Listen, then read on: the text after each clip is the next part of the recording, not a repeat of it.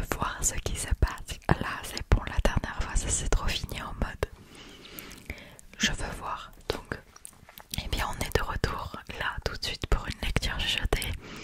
Comme d'habitude, n'oublie pas de mettre tes écouteurs, installe-toi tranquillement et c'est parti, hein. C'est parti, j'ai vraiment trop hâte de voir comment ça évolue. On arrive donc à la partie 3, au chapitre 1 de la partie 3 et vivement qu'on revoie Monsieur Darcy. Allez, c'est parti, chapitre 1. Sur la route, Elisabeth guettait avec impatience l'apparition des arbres de Pemberley et lorsqu'ils tournèrent enfin devant la loge des gardiens pour pénétrer dans le parc, elle sentit l'excitation la gagner. Le parc était très vaste et comportait beaucoup de paysages variés. Ils entrèrent par l'une des parties basses et roulèrent quelque temps dans une forêt très étendue. Elisabeth était trop préoccupée pour bavarder, mais elle admirait chaque endroit, chaque point de vue remarquable. Ils gravirent peu à peu une pente d'à peine 1 kilomètre avant d'atteindre une hauteur située à la limite de la forêt. Tout l'œil était immédiatement attiré par la demeure de Pemberley, qui se trouvait de l'autre côté d'une vallée accessible par une route enlacée, très pentue. C'était une belle et imposante bâtisse de pierre qui se dressait sur une éminence, entourée au loin par de grandes collines boisées, face à laquelle un cours d'eau important avait été élargi sans que cela parût artificiel. Les rives n'étaient ni rectilignes, ni incurvées de manière factice. Elisabeth était ravie. Elle n'avait jamais vu un endroit où la nature fût si généreuse, où la beauté naturelle eût si peu souffert d'un manque de goût. Les 3 voyageurs étaient vraiment pleins d'admiration, et, à cet instant-là, elle se dit que ce devait être quelque chose que d'être la maîtresse de Pemberley. Ils descendirent la colline, traversèrent le pont, et se dirigèrent vers l'entrée. Et, en examinant la maison de plus près, elle sentit revenir sa crainte de tomber sur le propriétaire. Elle avait peur que la femme de chambre ne se fût trompée. Quand ils demandèrent à visiter les lieux, on les fit entrer dans le hall et, en attendant la gardienne, Elisabeth eut tout loisir de s'étonner de se trouver là. La gardienne arriva. C'était une femme âgée, d'allure respectable, bien moins affectée et plus courtoise qu'elle ne l'avait imaginé. Ils la suivirent dans la salle à manger d'une grande pièce bien proportionnée et joliment décorée. Elisabeth, après l'avoir survolée du regard, se dirigea vers une fenêtre pour admirer le panorama. La colline couronnée d'arbres qu'ils avaient descendus et qui paraissaient encore plus abruptes à distance était splendide à voir. La propriété était superbe de quelque côté qu'on la regarda, et elle observait avec enchantement l'ensemble du paysage. La rivière, où les arbres étaient éparpillés de part et d'autre des berges, en scrutant les méandres de la vallée aussi loin qu'ils étaient visibles. À chaque nouvelle pièce qu'ils visitaient, les éléments du paysage étaient disposés de façon différente et, de chaque fenêtre, la vue était splendide. Les pièces étaient hautes et belles, leur mobilier en harmonie avec la fortune du propriétaire, mais Elisabeth, en admirant son bon goût, remarqua qu'il n'était ni trop voyant, ni inutilement raffiné. Il y avait ici moins d'apparat et plus d'élégance véritable que dans l'ameublement de Rosings. Dire que j'aurais pu être la maîtresse de cet endroit, se dit-elle. Je pourrais, à l'heure qu'il est, être habituée à ces pièces, au lieu de les voir avec les yeux d'une étrangère. J'aurais pu avoir le plaisir de les posséder et y accueillir mon oncle et ma tante en tant que visiteurs. Mais non, se dit-elle en se reprenant. Cela n'aurait jamais pu se faire. J'aurais perdu mon oncle et ma tante, car je n'aurais pas été autorisée à les recevoir. Elle fut bien inspirée de s'en souvenir, car cela lui évita de ressentir quelque chose comme des regrets.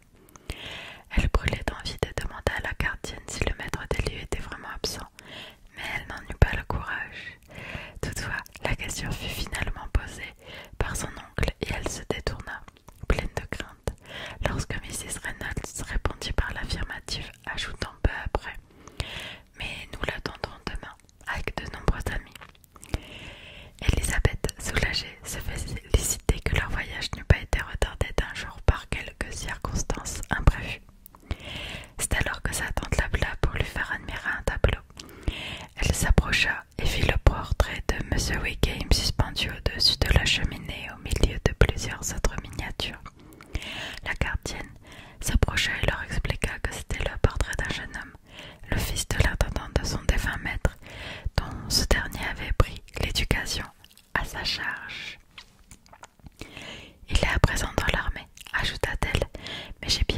sa vie n'ait pris une assez vilaine tournure.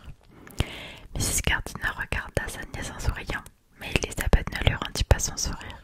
« Et, dit Mrs. Reynolds en montrant une autre miniature, voilà mon maître. La peinture est très ressemblante. Elle a été réalisée en même temps que l'autre, il y a environ 8 ans. J'ai entendu dire beaucoup de bien de votre maître, dit Mrs. Gardiner en observant le tableau. C'est un beau visage, mais Lizzie, toi tu peux nous dire si te paraît ou non fidèle. Le respect de Mrs. Reynolds envers Elizabeth parut grandir avec ces mots qui laissaient entendre qu'elle connaissait son maître. Est-ce que cette demoiselle connaît Monsieur Darcy? Elizabeth rougit et dit un peu. Et vous ne trouvez pas que c'est un très bel homme, madame? Oui, c'est vrai. En tout cas, je n'ai jamais vu quelqu'un d'aussi beau, mais dans la galerie à l'étage vous trouverez un portrait plus ressemblant et de plus grand format. Cette pièce était celle de mon défunt maître préféré, et ces miniatures sont restées exactement disposées comme elles l'étaient alors. Il les adorait. Elizabeth comprit alors pourquoi le portrait de Wickham s'y trouvait. Puis Mrs. Reynolds attira leur attention sur un dessin de Miss Darcy, qu'elle avait fait quand elle n'avait que 8 ans.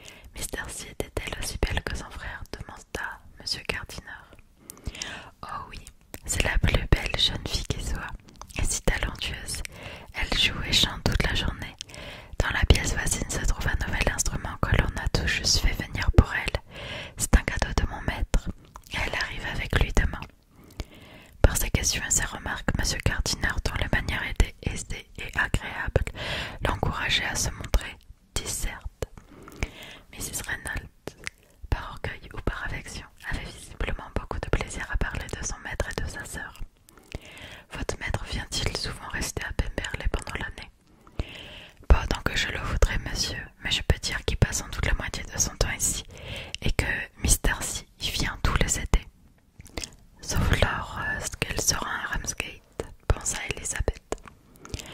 Si votre maître se mariait, vous pourriez le voir plus souvent. Oui, monsieur, mais je ne sais pas quand cela se produira. Je ne vois personne d'assez bien pour lui.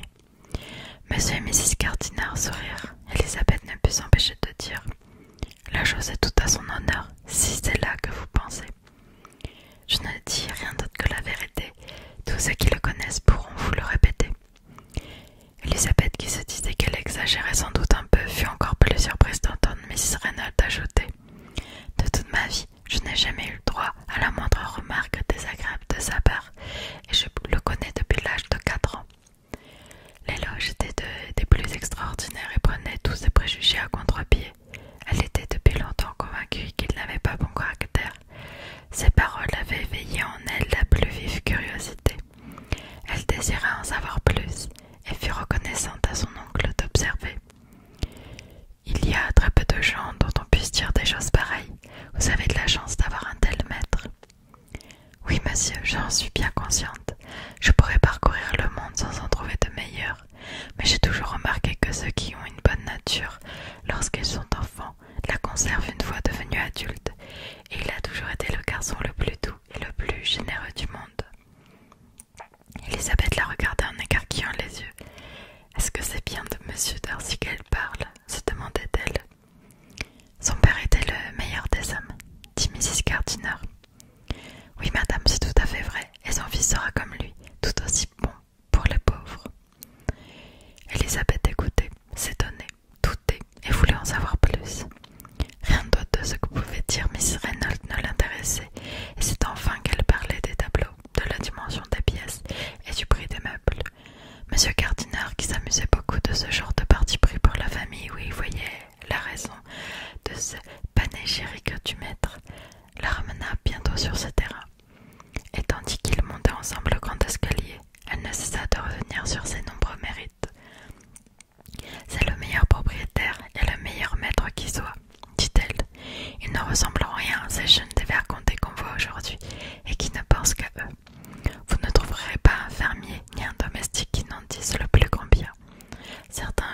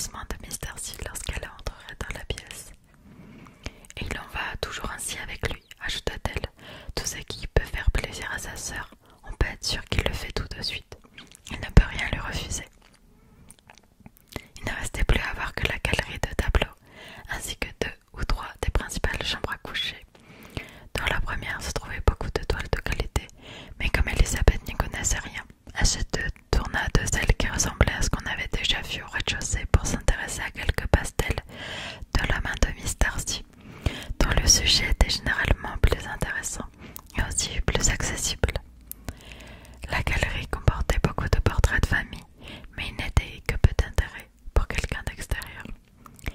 Elisabeth passa très vite les délaissant pour se mettre en quête du seul visage qu'elle connaissait. Elle l'aperçut enfin. La ressemblance était frappante, et il avait le même sourire qu'elle se rappelait lui avoir parfois vu lorsqu'il la regardait. Elle s'immobilisa plusieurs minutes pour contempler ce portrait, et revint y jeter un coup d'œil avant de quitter la galerie. Mrs. Reynolds leur dit qu'il avait été peint du vivant de son père. À cet instant, Elisabeth était à coup sûr mieux disposée envers le modèle qu'elle ne l'avait jamais été quand ils se voyaient régulièrement. Les éloges que Mrs. Reynolds faisait de lui n'étaient pas négligeables. Quel plus beau compliment peut-il avoir que celui qui est fait par un domestique intelligent? Et en ses qualités de frère, de propriétaire et de maître, il était responsable du bonheur de bien des gens, se disait-elle. Il avait le pouvoir de causer tant de plaisir ou de peine. Il pouvait faire tant de mal ou tant de bien.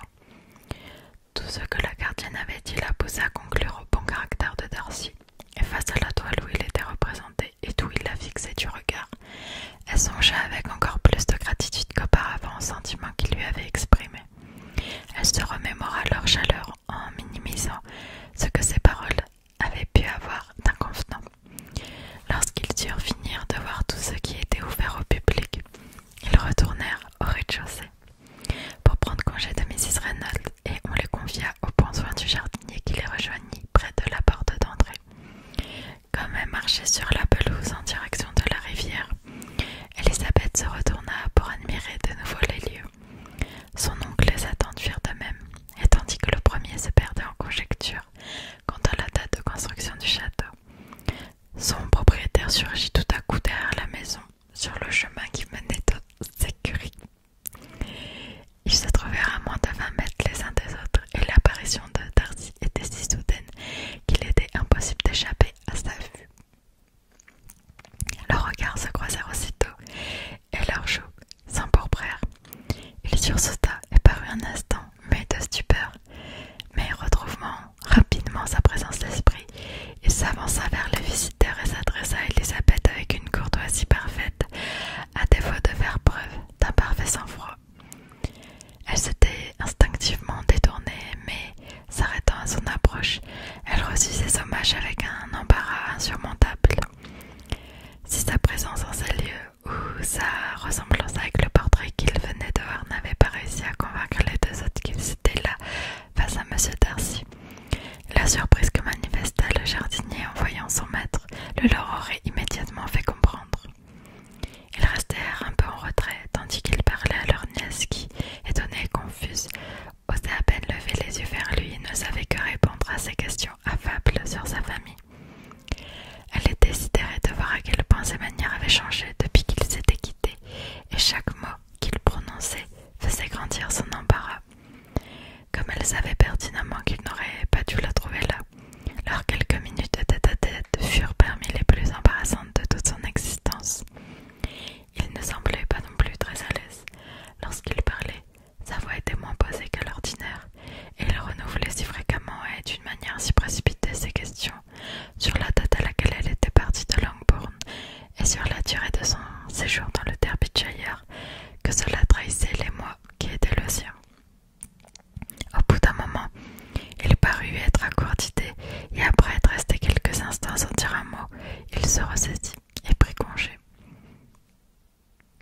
Les autres rejoignirent Elisabeth et dirent l'admiration qu'inspirait sa prestance, mais, enfermée dans ses pensées, elle n'entendit rien, et elle les suivit sans prononcer la moindre parole. Elle était accablée par la honte et la contrariété. Sa venue était la pire des malchances, la chose la plus mal avisée du monde. Comment cela avait dû lui paraître étrange? Comment cela devait sembler offensant pour un homme aussi orgueilleux? Il pourrait s'imaginer qu'elle s'était une fois de plus mise en travers de son chemin. Ah, pourquoi était-elle venue? Ou pourquoi était-il donc arrivé un jour plus tôt que prévu? Si s'était trouvé là seulement 10 minutes avant, il serait été hors de sa vue, car il était évident qu'il venait d'arriver. Étant à peine descendu de cheval ou de sa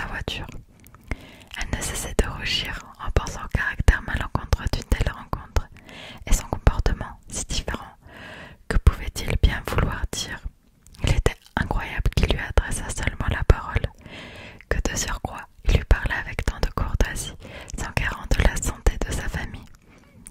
Jamais de sa vie elle n'avait observé de sa part des manières aussi peu hautaines, et jamais il n'avait parlé avec autant de distinction que lors de cette rencontre inopinée.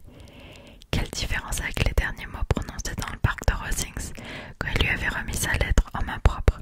Elle ne savait qu'en penser, ni comment l'expliquer. Il s'engageait à présent dans un beau chemin au bord de l'eau, découvrant à chaque pas un noble paysage ou une vue magnifique sur le pas dont il s'approchait. Mais il fallut tout de même un certain temps à Elisabeth pour qu'elle y fût sensible, et bien qu'elle répondît de façon machinale chaque fois que son oncle et sa tante s'adressaient à elle, paraissant diriger son regard vers ce qu'il lui montrait, elle ne voyait rien du paysage. Toutes ses pensées étaient fixées sur le seul endroit du domaine de Pemberley où pouvait alors se trouver M. Darcy. Elle avait envie de savoir ce qu'il pouvait bien se dire à ce moment-là, ce qu'il pensait d'elle, et si malgré tout, elle était encore chère à son cœur. Peut-être s'était-il montré poli simplement parce qu'il se sentait à l'aise, et pourtant il y avait eu ce petit quelque chose dans sa voix qui disait le contraire. Elle ignorait s'il était heureux ou peinait de la revoir, mais il était sûr qu'il ne l'avait pas revue sans se sentir troublé. Les remarques de ses compagnons sur son air absent finirent néanmoins par la faire revenir sur terre, et elle sentit qu'elle devait reprendre ses manières habituelles. Ils pénétrèrent dans le bois et disant pour quelque temps adieu à la rivière, gravirent quelques-uns des points les plus élevés. Là, partout, les rideaux d'arbres s'écartaient pour permettre à l'œil d'admirer le paysage. Des vues charmantes s'ouvraient sur la vallée ou sur les collines situées en face qui, pour la plupart, étaient surmontées d'une longue rangée d'arbres et qui donnaient aussi parfois sur une partie de la rivière. M. Gardiner exprima le souhait de faire le tour de tout le parc, craignant toutefois que cela ne dépassât le cadre d'une simple promenade. Avec un sourire triomphant, on leur dit qu'il fallait parcourir un peu plus de 15 kilomètres, ce qui régla le problème. Ils suivirent donc le circuit habituel qui les fit redescendre parmi les arbres surplombant la vallée jusqu'aux berges de la rivière, dans sa partie la plus étroite. Ils la franchirent sur un simple pont qui se fondait dans le paysage. C'était un endroit moins façonné par la main de l'homme que tous ceux qu'ils avaient déjà vus, et la vallée se resserrait ici pour former des gorges, car plus larges que l'espace que prenait la rivière et un étroit chemin bordé d'épais taillis.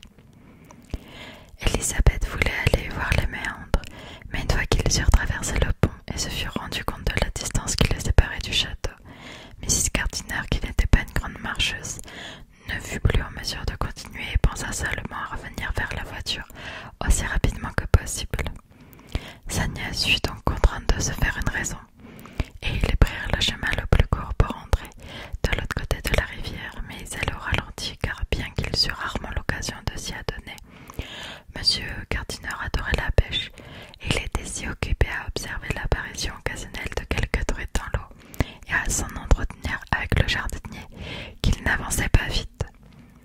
En poursuivant ainsi à pas lents, ils eurent à nouveau la surprise, et l'étonnement d'Elisabeth ne fut pas moindre que ceux qu'elle avait d'abord éprouvés, de voir M. Darcy s'approcher d'eux à faible distance. Le sentier, moins ombragé que celui de la rive d'en face, leur permit de l'apercevoir avant de le croiser. Elisabeth, bien que surprise, était tout de même mieux préparée que précédemment à une discussion, et décida d'avoir l'air calme et de lui parler tranquillement, s'il avait réellement l'intention de les aborder. Pendant quelques instants, elle eut en effet l'impression qu'il allait prendre un autre chemin. Cette idée dura tant qu'il resta caché à leur vue par une bifurcation du chemin, mais une fois le tournant passé, il se trouva face à eux. Au premier coup d'œil, elle vit qu'il n'avait rien perdu de la politesse dont il venait de faire preuve, et pour faire assaut de courtoisie, elle se mit à louer la beauté des lieux. Mais elle n'eut pas plutôt prononcé les mots ravissants et charmants que d'infortunés souvenirs lui revinrent en mémoire, et elle se dit que venant d'elle, cet éloge de Pemberley pourrait donner lieu à une interprétation peu flatteuse. Elle rougit et se tut. Mrs. Gardiner était restée un peu en retrait, et lorsqu'elle s'arrêta, il demanda à Elisabeth si elle lui ferait l'honneur de le présenter à ses amis. Elle était si peu préparée à un tel assaut de courtoisie qu'elle eut du mal à dissimuler son sourire à l'idée qu'il chercha désormais à connaître les mêmes personnes que son orgueil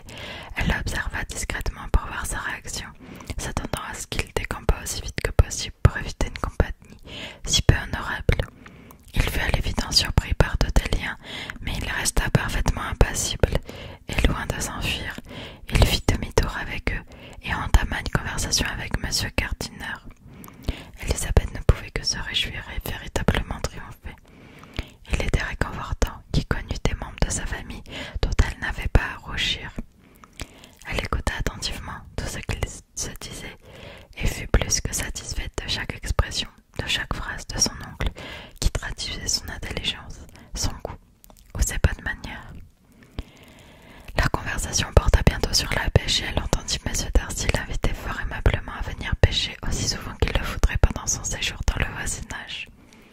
Il se proposait aussi de lui prêter une canne à pêche et lui montrer les coins de la rivière où il y avait le plus de poissons. Mrs. Gardiner, qui marchait bras dessus avec Elisabeth, lui jeta un regard qui en disait long sur sa surprise. Elisabeth restait silencieuse, mais en fut tout à fait flattée, car elle prenait le compliment pour elle. Elle n'en était pas moins stupéfaite, et ne cessait de se demander comment se fait-il qu'il ait tant changé. Tout cela peut-il venir? Il est impossible que ce soit pour moi, impossible qu'il ait à ce point radouci ses manières pour me faire plaisir.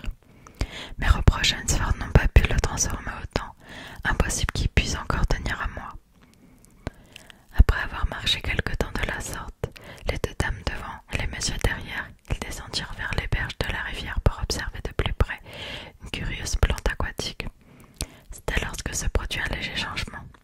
Mrs. Gardiner, fatiguée par l'exercice matinal, trouvait le bras d'Elisabeth trop faible pour la soutenir et préféra s'appuyer sur celui de son mari. M. Darcy la remplaça aux côtés de sa nièce et ils continuèrent leur promenade ensemble. Après un bref silence, la jeune femme parla la première. Elle souhaitait lui faire savoir qu'elle s'était assurée de son absence avant de venir en ce lieu et commença donc par faire remarquer que son arrivée était totalement inopinée. Votre gardienne, poursuivit-elle, nous avait dit en effet que vous n'arriviez certainement pas ici avant demain. Et avant notre départ de Pegwell, on nous avait affirmé qu'on ne vous attendait pas dans les médias. M. Darcy reconnut que tout cela était vrai et précisa qu'il devait voir son intendant, ce qui l'avait conduit à devancer de quelques heures ses compagnons de voyage. Ils seront là demain, poursuivit-il, et certains d'entre eux, comme M. Bingley et ses sœurs, vous connaissent. Elisabeth se contenta de hocher la tête en guise de réponse. Elle repensa aussitôt à la dernière fois que le nom de M. Bingley avait été mentionné entre eux, et autant qu'elle pouvait en juger par sa mine, il devait lui aussi penser à la même chose. Il y a également parmi mes amis, reprend-il après un silence, une autre personne qui souhaite plus particulièrement faire votre connaissance. Me permettrez-vous, ou est-ce redemandé, de vous présenter ma sœur durant votre séjour à Lambton? La surprise que lui causa une telle proposition était forte, trop forte en tout cas pour qu'elle sût comment s'y prendre pour l'accepter. Elle sentit tout de suite que, quel que fût le désir qu'avait Miss Darcy de le connaître, cela devait venir de son frère, et sans aller plus loin, elle en fut satisfaite. Il était flatteur d'apprendre que sa rancune ne l'avait pas conduit à se faire réellement une mauvaise opinion d'elle. Ils marchaient à présent en silence, absorbés l'un et l'autre par leurs pensées. Elisabeth n'était pas à l'aise, c'était impossible, mais elle était flattée et contente. Vouloir lui présenter sa sœur était l'un des plus beaux compliments qu'il put lui faire. Ils distancèrent rapidement les autres, et lorsqu'ils atteignirent la voiture, M. et Mrs. Gardiner se trouvaient quelques 200 mètres plus loin. Il l'invita alors à entrer. Elle l'assura qu'elle ne se sentait pas fatiguée, et ils restèrent côte à côte sur la pelouse.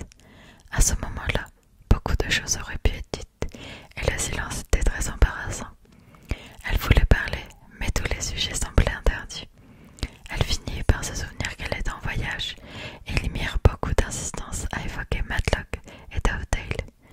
Néanmoins, le temps passait aussi lentement que sa tante marchait, et elle était presque à bout de patience et à court d'idées quand leur tête-à-tête prit fin. Lorsque M. et Mrs. Gardiner les rejoignirent, ils firent tous trois invités à prendre une collation, mais ils déclinèrent l'offre et on se prépara à la plus grande courtoisie. M. Darcy aida les dames à s'installer dans la voiture, et après leur départ, Elisabeth lui aussi se dirigeait lentement vers le château. C'est alors que son oncle et sa tante firent leurs commentaires, l'un et l'autre, assurant qu'ils étaient infiniment mieux que ce à quoi ils s'attendaient. Il est très bien élevé, poli et sans prétention aucune, dit son oncle. Il y a quelque chose d'un peu hautain chez lui, c'est certain, rétorqua sa tante, mais ce n'est qu'un air et ce n'est pas déplaisant. Comme la gardienne, je dirais que, même si certains le jugent prétentieux, je n'ai quant à moi rien observé de tel chez lui. J'étais tout à fait surpris par son comportement à notre égard. Il a été plus que courtois, vraiment attentionné, alors qu'il n'avait pas besoin de l'être. Il ne connaît pas vraiment Elisabeth. Il est vrai, Lizzie, reprit sa tante, qu'il est moins beau que Wickham, ou plutôt qu'il n'a pas l'allure de Wickham, car ses traits sont d'une parfaite régularité.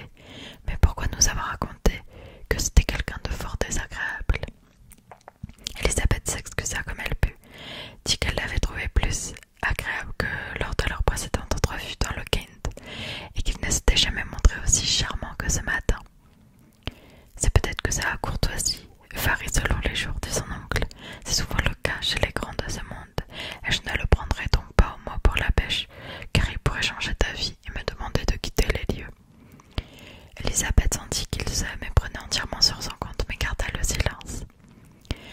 D'après ce que nous avons vu de lui, continua Mrs. Gardiner, je ne l'aurais vraiment pas cru capable d'agir aussi cruellement qu'il l'a fait avec ce pauvre Wickham. Son regard n'a rien de méchant, ses lèvres ont au contraire une expression plaisante quand il parle. Et il y a quelque chose de digne dans sa manière d'être qui donne à penser qu'il n'a pas le cœur dur. Il est certain que la brave dame qui nous a montré son château nous l'a dépeint comme un héros. J'ai eu parfois du mal à ne pas éclater de rire, mais je pense que c'est un maître généreux, ce qui, aux yeux d'un domestique, est synonyme de toutes les vertus. À ce point, Elisabeth sentit qu'elle devait dire quelque chose pour justifier son attitude à l'égard de Wickham. Elle leur fit donc comprendre aussi prudemment que possible que d'après ce qu'elle avait appris de ses cousins dans le Kent, le comportement de M. Darcy pouvait s'interpréter tout autrement, qu'il n'était pas aussi coupable, ni Wickham aussi aimable qu'on le croyait dans le Hertfordshire. Et pour confirmer ses dires, elle expliqua en détail les transactions financières qui les avaient liés l'un à l'autre, sans dévoiler sa source, mais en disant qu'elle était fiable. Mrs. Gardiner fut surprise et inquiète, mais comme il s'approchait désormais de l'endroit où elle avait passé une jeunesse heureuse, tout cela fut dissipé par le charme du souvenir. Elle était trop occupée à montrer à son mari tous les endroits intéressants des environs pour avoir autre chose en tête. Bien que la promenade matinale l'eût fatiguée, ils avaient à peine fini de dîner qu'elle se mit en quête de ses anciennes connaissances et l'on passa la soirée à se réjouir des liens aussi renoués au bout de tant d'années. Les événements de la journée étaient trop importants pour qu'Elisabeth prêtât beaucoup d'attention à ses nouveaux amis, car elle ne faisait que s'émerveiller de la courtoisie montrée par M. Darcy et par-dessus tout de son désir de lui présenter sa sœur.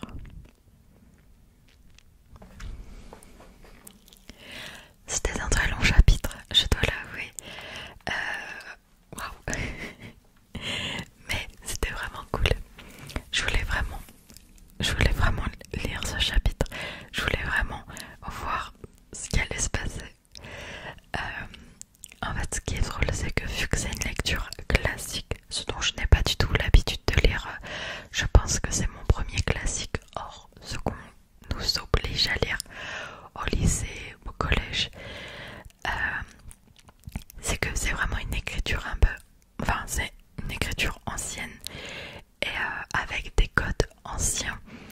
Et c'est trop drôle de voir comment au début t'as du mal à rentrer dans la lecture et petit à petit t'es à fond dedans et genre des trucs bidons, genre tu vas être là en mode tu vois,